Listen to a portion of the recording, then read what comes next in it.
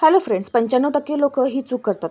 म्हणूनच ब्लाऊजचा शोल्डर खाली येतो. तुमच्याकडून ही चूक होते का? तर आज आपण त्याची 6 कारणे आणि उपाय पाहणार आहोत. अगदी स्टेप बाय स्टेप जाणार आहोत. व्हिडिओ शेवटपर्यंत पहा. लक्षात घ्या, इथे मी आता एक ब्लाऊज घेतलेला आहे जो रेडी ब्लाऊज आहे. पहिल्या पॉईंटचं स्पष्टीकरण मी तुम्हाला या ब्लाऊजवरून सांगणार आहे. तर हा जो ब्लाऊज आहे तो रेडी ब्लाऊज आहे आणि हा लूज आहे. म्हणजे घातल्यानंतर याचा जो गळा आहे तो उतरतोय. तर याच्या मागचं कारण काय? तर आपला पहिला जो मुद्दा आहे तो म्हणजे गळा उतरण्याचं सगळ्यात महत्त्वाचं कारण तुमची फिटिंग जर व्यवस्थित नसेल, म्हणजे जर जास्तीत जास्त लुझिंग तुम्ही टाकलेलं असेल तर तुमचा गळा नक्की उतरणार. आता लक्षात घ्या, हा जो ब्लाऊज आहे तो घातल्यानंतर उतरत होता, पण इथे जेवढी चेस्ट साईज आहे त्या चेस्ट साईजच्या मानात इथे लुझिंग जास्त प्रमाणात आहे. तर इथे मी 0.75 इंचावर प्रॉपर चेस्टचं मार्किंग करून आणि इथे मी शिलाई टाकलेली आहे. तर हा ब्लाऊज उतरण्यामागचं म्हणजे याचे शोल्डर उतरण्यामागचं कारण हेच होतं की याची जी फिटिंग आहे ती प्रॉपर नव्हती. याचा अर्थ असा की जेवढी तुमची चेस्टची साईज आहे त्याच्यापेक्षाही जास्त याच्यामध्ये लुझिंग ऍड केलेलं होतं. म्हणजेच आपण आता इथे टेपने मोजून बघूयात. आधीची जी शिलाई होती तिथून मी टेप ठेवलेला आहे ते आयपट्टीपर्यंत. तर हे 10.5 इंच येतं, पण चेस्ट साईज तर 37ची आहे म्हणजे 37. तर त्याचा चौथा भाग होतो 9.25 इंच, म्हणजे ते 0.75 इंचाचं एक्स्ट्रा मार्जिन आहे. तर यामुळे काय होतं, छातीला ब्लाऊज हा लूज पडतो आणि त्यामुळे तुमचे शोल्डर उतरायला सुरुवात होते. अंगावरचं माप घेत असाल तर त्यानुसार तुम्हाला मार्किंग करायचं आहे. लक्षात घ्या, याच्यामध्ये लुझिंग किती ऍड करायचं हे चेस्ट साईज नुसार ठरतं. स्क्रीनवर तुम्ही वर पाहू शकता, मी डिटेल साईड इथे दिलेला आहे. तर तुम्ही व्हिडिओमध्ये पाहू शकता, जे चॉकने मी मार्किंग केलेलं आहे तिथे मी शिलाई टाकलेली आहे. इथे देखील पाहू शकता, धागा मी वेगळा घेतलेला आहे जेणेकरून तुम्हाला समजेल. आता शोल्डर उतरण्यामागचं दुसरं कारण ते म्हणजे तुम्ही मार्किंग करत असताना, म्हणजे ज्यावेळेस तुम्ही ड्राफ्टिंग करता ब्लाऊजचं त्यावेळेस तुम्ही गळा रुंदीसाठी किती मार्किंग करता, तर यानुसार तुम्हाला इथे देखील प्रॉपर मेजरमेंट घेणं फार गरजेचं आहे. तुम्ही जर गळा रुंदीचं अंदाजे मार्किंग केलं तर याच्यामुळे काय होतं की गळा रुंदी एकतर छोटी पडते. म्हणजे फॉर एक्झाम्पल जर ती 1 किंवा 1.5 इंच एवढी असेल आणि चेस्ट साईज जर जास्त असेल तर ती प्रॉपर बसत नाही. तर हे देखील एक महत्त्वाचं कारण आहे. आता प्रत्येक चेस्ट साईजनुसार गळा रुंदी किती घ्यावी हे देखील मी वरती स्क्रीनवर दिलेलं आहे. आता याच्यावर उपाय काय, तर तुम्ही गळा जर उतरत असेल तर पाठीमागून नॉट देखील लावू शकता. तर यासाठी तुम्हाला इथे नॉट लावणं आवश्यक आहे, जेणेकरून तुमचा जो गळा आहे तो नॉटमुळे एका जागेवर स्थिर राहतो. आता आपण तिसरा पॉइंट पाहणार आहोत. आता बऱ्याचदा काय होतं की ड्राफ्टिंग करत असताना बरेच जण आर्महोल राऊंड मोजून घेत नाहीत, अंदाजे मार्किंग करतात. तर इथे काय होतं, तुमचं आर्महोल राऊंड जर मुंढ्यामध्ये इथे टाईट होत असेल, तुमची फिटिंग प्रॉपर आली, पण मुंढ्यामध्ये जर तुमचं आर्महोल राऊंड व्यवस्थित नसेल, कारण आपलं अर्धा इंच शोल्डर जोडण्यामध्ये जातं आणि ते अर्धा इंच जर गृहीत धरून मार्किंग नाही केलं तर तुमचा आर्महोल राऊंड जो आहे तो टाईट होतो. मग यामुळे काय होतं, शोल्डरला लूज पडतं आणि मग खाली सरकतो. याच्यामुळे तुमचं शोल्डर उतरण्याचं एक कारण आहे. तर उपाय हा आहे की ड्राफ्टिंग करत असतानाच तुम्हाला प्रॉपर आर्महोलचं मार्किंग करायचं आहे. जिथे आवश्यक आहे तिथे मार्जिन सोडणं गरजेचं आहे. शोल्डर जोडण्यासाठी तुमचं अर्धा इंच कंपल्सरी सोडलंच पाहिजे. आपण हे ड्राफ्टिंग करताना पाहणारच आहोत पेपर कटिंगमध्ये. आता आणखीन एक महत्त्वाची गोष्ट लक्षात घ्या, बऱ्याचदा काय होतं, आपण अंगावरचं माप घेतल्यानंतर लुझिंग ऍड करतो. तर तुम्ही चेस्टमध्ये लुझिंग ऍड कराल, त्यानंतर तुम्ही फुल बस्टमध्ये देखील लुझिंग ऍड कराल, पण तुम्हाला कमरेमध्ये लुझिंग ऍड करायचं नाहीये. त्यासाठी तुम्हाला ज्यावेळेस तुम्ही अंगावरचं माप घ्याल त्यावेळेस तुम्हाला कमरेचं जे प्रॉपर मेजरमेंट आहे ते मोजून घ्यायचं आहे. कधी कधी कस्टमरचं म्हणणं असतं की त्यांना लूज ब्लाऊज हवा आहे, किंवा जे जास्त एजड बायका असतात त्यांना देखील लूज ब्लाऊज हवा असतो. तर त्याच्यामध्ये आपल्याला लुझिंग जास्ती प्रमाणात ऍड करावं लागतं. अशा वेळेस ब्लाऊज लूज होण्याची शक्यता जास्त असते. तर इथे आपल्याला अंगावरचं मार्किंग करत असताना चेस्ट आणि फुल बस्टमध्येच लुझिंग ऍड करायचं आहे. ते किती मी आधी सांगितलेलं आहे. कमरेमध्ये मात्र तुम्हाला प्रॉपर मेजरमेंट ऍड करायचं आहे. आता यामध्ये जर डीप गळा असेल तर डीप गळ्यासाठी तुम्हाला इथे प्रॉपर शोल्डरचं मार्किंग करणं आवश्यक आहे. तुम्ही डीप गळ्यामध्ये जास्त शोल्डर घेऊ शकत नाही. तसंच बघा, डीप गळ्यामध्ये गळा जर जास्त खोल असेल तर घातल्यानंतर तुमचा जो गळा आहे तो पाठीमागच्या बाजूला पसरला जातो. तर यासाठी काय करायचं आहे, एकतर तुम्हाला नॉट लावायची आहे किंवा मार्किंग करत असतानाच तुम्हाला शोल्डरचं मार्किंग प्रॉपर करायचं आहे. तर नॉट लावणं हे बेस्ट ऑप्शन आहे खोल गळ्यासाठी. आता पुढची 3 उदाहरणं आपण पेपरवर ड्राफ्टिंग करून पाहणार आहोत. कारण गळा उतरण्याची कारणं तुम्ही ज्यावेळेस ड्राफ्टिंग करता त्यावेळेस देखील काही चुका होतात. त्यामुळे देखील शोल्डर उतरण्याची कारणंही इथे देखील निर्माण होतात. तर ती कुठली आपण आता इथे प्रॉपर ड्राफ्टिंग करणार आहोत. 36 चेस्टनुसार इथे मी मार्किंग करणार आहे. तर हाईटचं मार्किंग आधी इथे करायचं आहे. 15 इंचावर इथे मी मार्किंग केलेलं आहे. आता याच्यानंतर इथे शोल्डरचं मार्किंग करायचं आहे.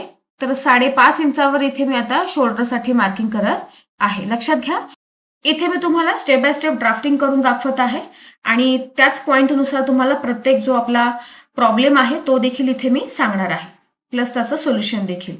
तर आता इथे मी शोल्डरचं मार्किंग केलेलं आहे आणि इथे आर्महोलचं देखील मार्किंग करून घेतलेलं आहे. तर या पद्धतीने आता इथे बॉक्स करून घ्यायचा आहे आपल्याला. पुढचा जो आपला पॉइंट आहे चौथा, त्यामध्ये आपण चेस्टचं मार्किंग प्रॉपर कसं करायचं ते इथे पाहणार आहोत. तुम्ही जर बॉडी मेजरमेंटनुसार इथे मार्किंग करत असाल चेस्टचं, तर तुमची जेवढी चेस्ट आहे त्या चेस्ट साईजनुसार तुम्हाला इथे लुझिंग ॲड करायचं आहे. ते किती मी मागच्या स्पष्टीकरणामध्ये सांगितलंच आहे, तरी देखील मी इथे सांगत आहे की आता बघा 36 ची चेस्ट आहे इथे मी त्यानुसार मार्किंग करत आहे. तर त्याचा चौथा भाग होतो 9 इंच. तर मीडियम साईज आहे, तर त्यानुसार इथे मी 0.75 इंचावर लुझिंग ॲड करेल. तर इथे बघा मी 0.75 इंचावर मार्किंग केलेलं आहे. आता नॉर्मल साईजसाठी आणि हेवी साईजसाठी किती घ्यायचं ते देखील मी पाठीमागच्या स्पष्टीकरणामध्ये सांगितलेलं आहे. शक्यतो कमरेमध्ये लुझिंग ॲड करायचं नाही. अगदीच हवं असेल तर 0.25 इंच तुम्ही लुझिंग ॲड करू शकता कमरेमध्ये. आणि दुसरी एक महत्त्वाची गोष्ट म्हणजे बॉडी मेजरमेंटमध्ये तुम्हाला लुझिंग ॲड करायचं आहे, पण तुम्ही जर ब्लाऊजवरची मापं टाकत असाल तर तुम्हाला लुझिंग ॲड करणं गरजेचं नाही. ॲज इट इज मार्किंग तुम्हाला करायचं आहे, जशी तुम्ही मापं घेतली आहेत तशी. आता यानंतर इथे मी 1.5 इंचावर शिलाई मार्जिनसाठी मार्किंग करत आहे. 2 इंच देखील घेऊ शकता. 1 इंचापेक्षा तुम्हाला कमी शिलाई मार्जिन घ्यायची नाहीये. आता ही लाईन इथे मी काढून घेत आहे. ही झाली आपली चेस्टची लाईन. आता लुझिंग किती ॲड करायचं हा देखील आपण पॉईंट इथे क्लिअर केलेला आहे. तर हा सगळ्यात महत्त्वाचा पॉईंट आहे. तुमचा फिटिंग प्रॉपर असणं गरजेचं आहे. प्रमाणापेक्षा जास्त लुझिंग ॲड करायची नाहीये. आता इथे मी कमरेचं देखील मार्किंग करून दाखवत आहे. तर इथे 32 ची कंबर आहे, तिचा चौथा भाग होतो 8 इंच प्लस 1 इंच आपल्याला डाटसाठी घ्यायचं आहे. असं मिळून 9 इंचावर माझं मार्किंग येईल. आणि याचनुसार आपण जेवढी वर सीम अलाउन्स घेतलेला आहे शिलाई मार्जिन तेवढंच आपल्याला खाली देखील घ्यायची आहे. तर 1.5 इंचावर मार्किंग करून हे पॉईंट्स आपल्याला जोडून घ्यायचे आहेत. तर हे या पद्धतीने आपलं हे नॉर्मली आपण ड्राफ्टिंग करतो. तर याच्यामध्ये ड्राफ्टिंग करत असताना आपल्याला आता जे सांगितले ते पॉईंट्स आपल्याला लक्षात ठेवायचे आहेत. आता आणखीन एक 5वा महत्त्वाचा मुद्दा आहे की बघा आर्महोलचं ड्राफ्टिंग करत असताना बऱ्याच जणांना गोंधळ होतो. तर इथे आपल्याला अर्धा इंच कंपल्सरी सोडायचं आहे शोल्डर जोडण्यासाठी. हे एक सगळ्यात महत्त्वाचं कारण आहे शोल्डर उतरण्याचं. तुमचा आर्महोल जर टाईट झाला तर टाईट झाल्यामुळे तुमचा जो शोल्डर आहे तो आपोआप खाली सरकतो. तर लक्षात घ्या, आपण एक्झाम्पल सहित बघूयात. माझा इथे 16चा आर्महोल राऊंड आहे संपूर्ण. याला 2ने भागल्यानंतर होतं 8 इंच. तर आता इथून मोजल्यानंतर माझं हे 8 इंच बरोबर आलं पाहिजे. अर्धा इंच आपल्याला गृहीत धरायचं नाहीये. तर जे अर्धा इंच आपण मार्किंग केलेलं आहे शोल्डर जोडण्यासाठी त्याला आपल्याला सोडायचं आहे. त्याला सोडून आपल्याला आपला जो कवशेप आहे मुंढ्याचा तो जेवढा आपला आर्महोल राऊंड आहे त्याचं अर्ध तिथे आलंच पाहिजे.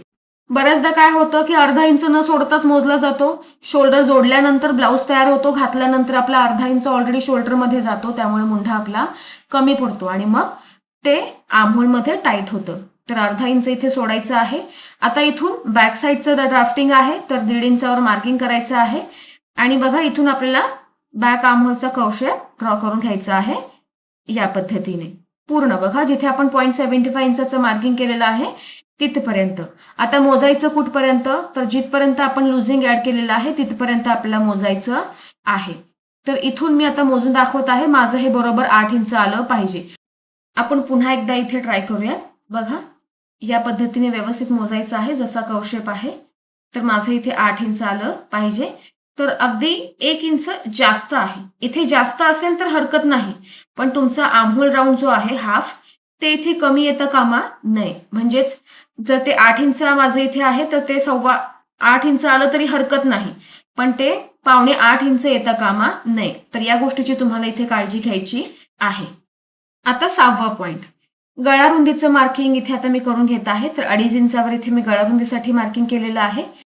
30 to 34 चेस्टनुसार तुम्ही इथे 2.25 इंचावर गळा रुंदीसाठी मार्किंग करू शकता. आता हा आपला डीप गळा आहे. तर डीप गळ्यानुसार गळा रुंदीचं मार्किंग वेगळं असतं आणि जर बोटनेक गळा असेल तर त्याच्यानुसार आपण जे मार्किंग करतो ते देखील वेगळं असतं. बोटनेकमध्ये आपण जेवढं शोल्डर आहे त्याचा हाफ घेतो आणि जी गळा रुंदी आहे ती देखील आपली डीप नेकपेक्षा जास्त असते. म्हणजे आपण 3.5 इंच 4 इंच जेवढं आपल्याला ब्रॉड हवा असेल त्यानुसार मार्किंग करतो. पण डीप नेकमध्ये आपण मनाप्रमाणे गळा रुंदी जास्त ठेवू शकत नाही. आता इथे आपण जो बॅकनेक गळा आहे त्याचं इथे आपण ड्राफ्टिंग करून घेऊयात. तर गळा जास्त मोठा असेल म्हणजेच जास्त डीप असेल तर त्यानुसार देखील तुम्हाला इथे शोल्डरचं मार्किंग करायचं आहे. आता इथे मी 9 इंचावर एक मार्किंग केलेलं आहे. हा आपल्या डीप गळ्यामध्ये येतो 11 इंच तसेच 12 इंच देखील. तर यापर्यंत तुम्हाला जी गळा रुंदी आहे ती जास्त ठेवायची नाहीये. आता खालच्या बाजूला गळा रुंदी तुम्ही जास्त ठेवू शकता तुम्ही तुमच्या आवडीनुसार. आता इथे बघा मी गळा रुंदी जी आहे ती 3 इंचावर इथे मार्किंग करत आहे आणि हा बॉक्स बनवून घेत आहे. तर पुढचा मुद्दा जो आपला आहे तर डीप गळ्यामध्ये आपण गळ्याच्या बाजूने शोल्डर स्लोप घेतो. तर ते आपण इथे पाहणार आहोत. तर इथे मी नंबर्स लिहून घेत आहे गळ्यांचे. आता हा बॉक्स इथे तयार करून झाल्यानंतर आपल्याला इथे शोल्डर स्लोप द्यायचा आहे गळ्याच्या बाजूने. लक्षात घ्या, डीप गळ्यामध्ये गळ्याच्या बाजूने शोल्डर स्लोप दिला जातो. यामुळे आपला गळा जो आहे तो उतरत नाही. तर 0.25 इंचावर आपल्याला गळ्याच्या बाजूने शोल्डर स्लोप द्यायचा आहे. 0.25 इंच म्हणजेच पाव इंच. तर ही गोष्ट तुम्हाला इथे लक्षात ठेवायची आहे. यामुळे आपला गळा उतरत नाही. आता इथे जर बोटनेक गळा असेल तर तुम्हाला इथे आर्महोल राऊंडच्या बाजूने अर्धा इंच सोडायचा आहे शोल्डर स्लोपसाठी. तर बघा हा आपला डीपनेक गळा आहे तर त्यानुसार आपण 0.25 इंचावर शोल्डर स्लोपसाठी मार्किंग केलेलं आहे. तर या पद्धतीने जर तुम्ही प्रत्येक बारकाव्यानुसार एक एक पॉईंट जर समजून घेतला तर तुमचा ब्लाऊज हा प्रॉपर फिटिंगला तसेच शोल्डर उतरण्याची जी प्रॉब्लेम्स आहेत, जे समस्या आहेत ते देखील इथे उद्भवणार नाहीत. आणि त्या व्यतिरिक्त बाकीचे जे प्रॉब्लेम्स येतात, जो आपला टॉपिक नाही आजचा, ते देखील प्रॉब्लेम्स इथे क्रिएट होत नाहीत. तर ड्राफ्टिंग करताना तुम्हाला प्रॉपर मेजरमेंट सहित मार्किंग करायचं आहे. तर माझ्या परीने मी इथे तुम्हाला समजून सांगण्याचा प्रयत्न केला आहे. तुम्हाला व्हिडिओ कसा वाटला ते नक्की सांगा. चॅनलला लाईक, शेअर आणि सबस्क्राईब करा. तोपर्यंत भेटूयात पुढच्या व्हिडिओमध्ये. धन्यवाद.